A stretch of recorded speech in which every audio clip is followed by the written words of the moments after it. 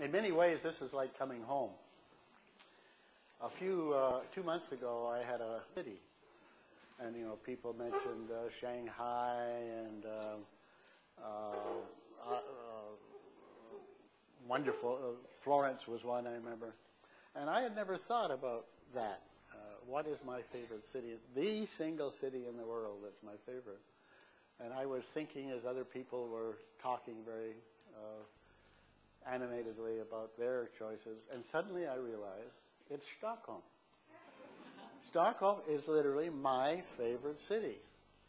It's built on a human scale with this intermixture of land and water as part of the archipelago, with buildings that don't overwhelm but somehow support you in your life, with great food,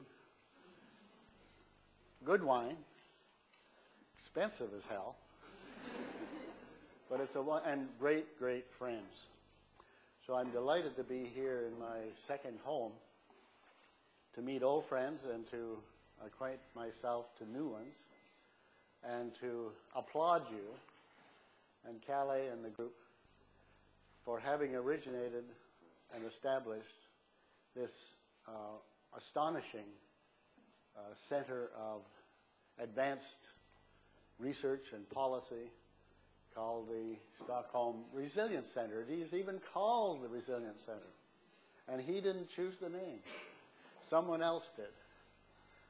And that really is part of one of the conclusions I'll be presenting here, is after the years of work, years of different discoveries, which I'll touch on, the set of things that are happening now and have been sort of happening in to me, almost an explosive way for the last 2 or 3 years, is the culmination of a particular history of crisis and opportunity, of surprise, that has led to things like the Stockholm Resilience Center. I started on the professional work that I'm going to briefly review in 1950. And the work sort of falls into two periods. One from 1950 to the year 2000, when I retired at 70, I guess it was. And then a period from when I retired to now. So those are the two periods I'm going to talk about. The path really started in 1950 with me studying a little insect that burrowed in trees. For those of you who know some biology, they were cerambycids. Who knows what a cerambycid is? Aha! And I have a wonderful collection of cerambycids, and they're close to my heart. The longhorn beetle. So I started at the scale of an insect eating in trees that were damaged, basically, by fire. I ended up in a series of steps from that through studies of key processes that dominate ecological systems, particularly predation, but also reproduction and competition, through those experimental and eventually modeling studies into a new arena of studies of socio-ecological systems at a landscape, regional scale. And in the last, since I retired, moving more and more in thought and writing into the more global scale that is represented by folks here.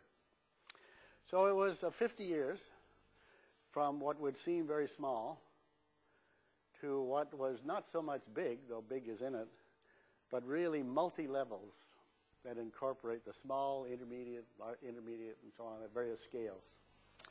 And that's what I'm going to review. In a way, when I think back on that career, it was really the contrast, what emerged was the contrast between two very different kinds of science. I was trained at the University of Toronto, and my training was exceptional and wonderful.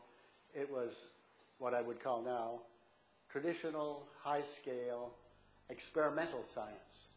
Science defined initially in a very simple way, in a sort of Popperian way of hypothesis form, observation, hypothesis formation, alternative tests to disprove, and gradually moving to deeper and deeper understanding.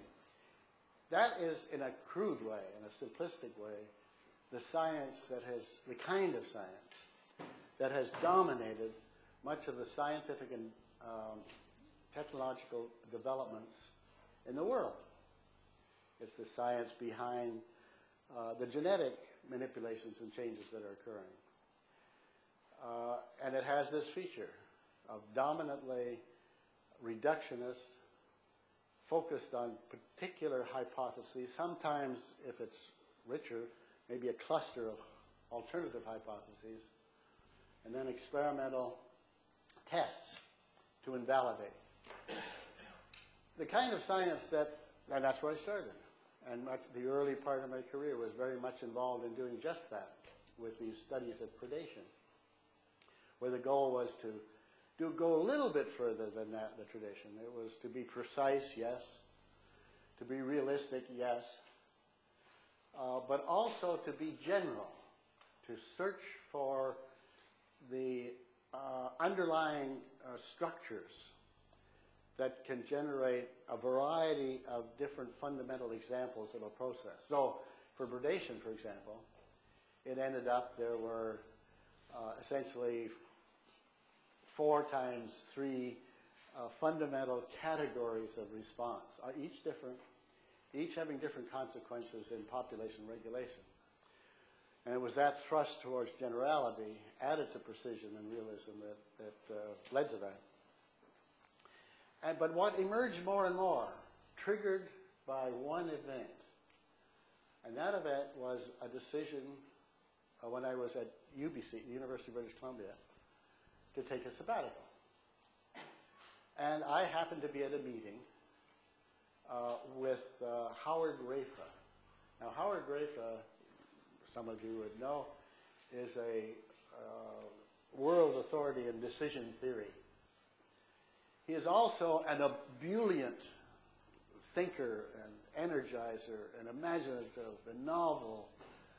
And he was selected as the first director of an institute called IASA. Who has not heard of the IASA? Okay, there's a fair, reasonable number have not heard of IASA. IASA was really one of the very, very early steps in détente between the Soviet Union, then the Soviet Union, and the United States. It was launched by the president of the time, which is Lyndon Johnson, who said publicly, there just must be an environment that involves common scientific problems of the two worlds, where there can be a community of discourse separate from the abrasive politics. And he assigned to McGeorge Bundy